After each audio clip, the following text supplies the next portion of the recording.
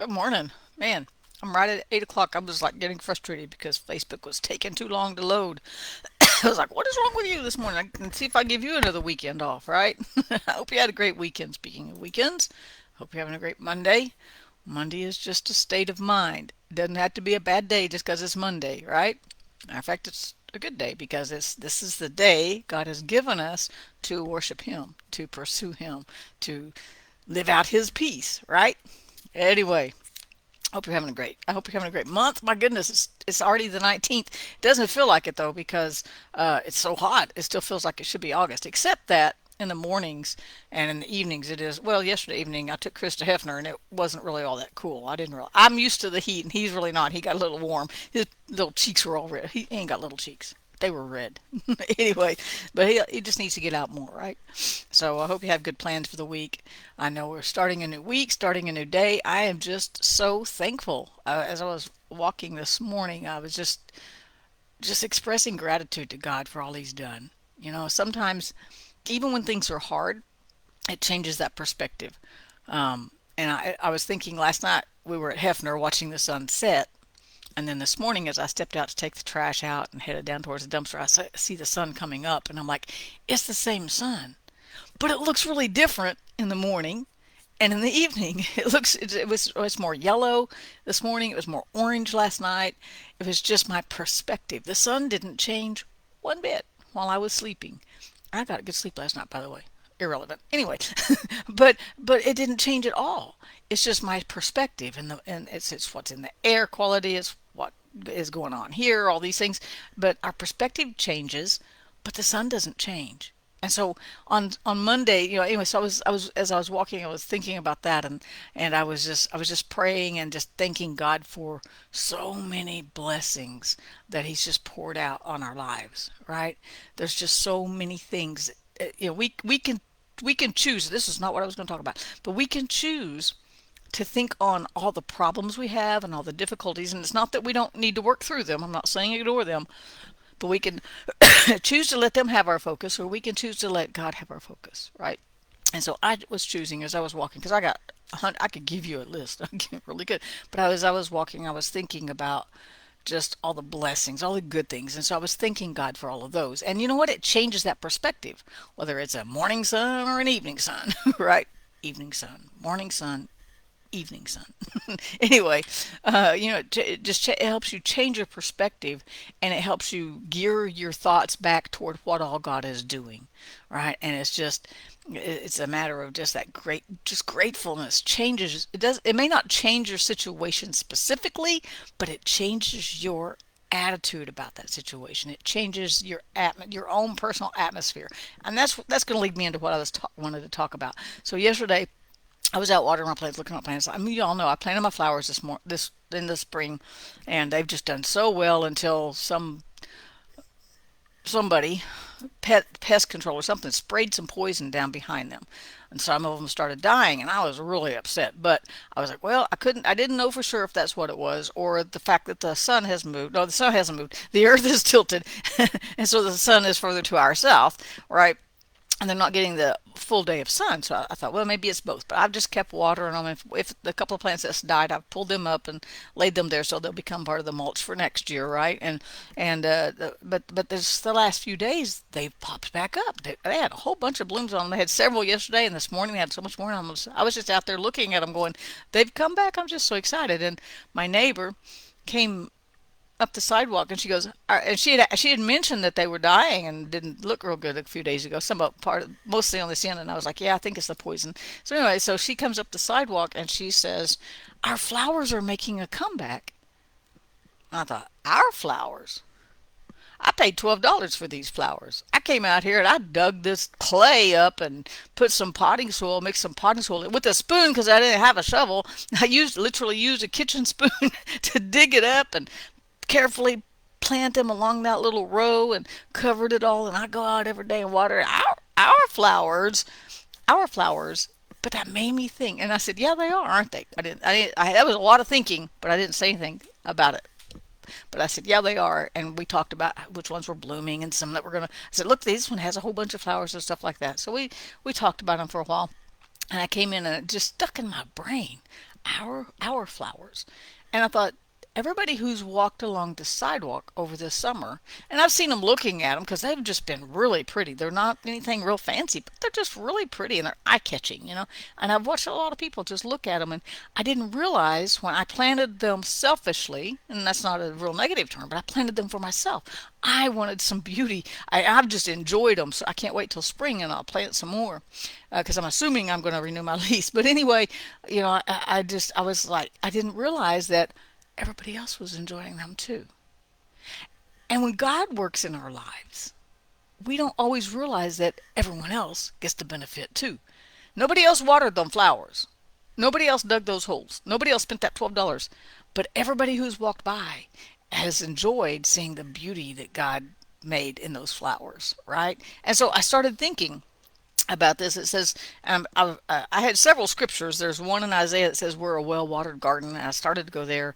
And then I ended up, though, in 1 Corinthians 3. And it says, who is Paul and who is Apollos, but ministers through whom you believed, as the Lord gave to each one.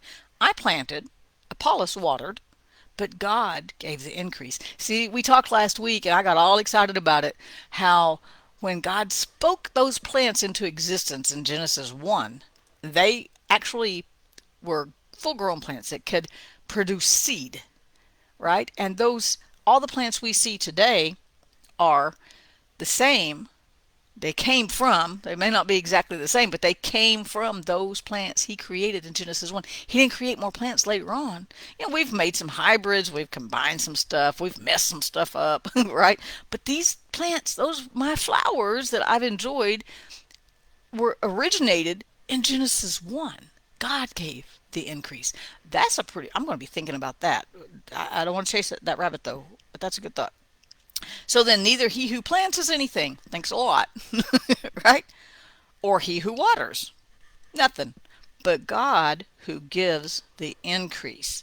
Now he who plants and waters are one, and each one will receive his own reward according to his own labor. So I've enjoyed the work of my hands, so to speak. But I didn't realize everyone else was. And here's where I want to draw it into a spiritual line of thought right here.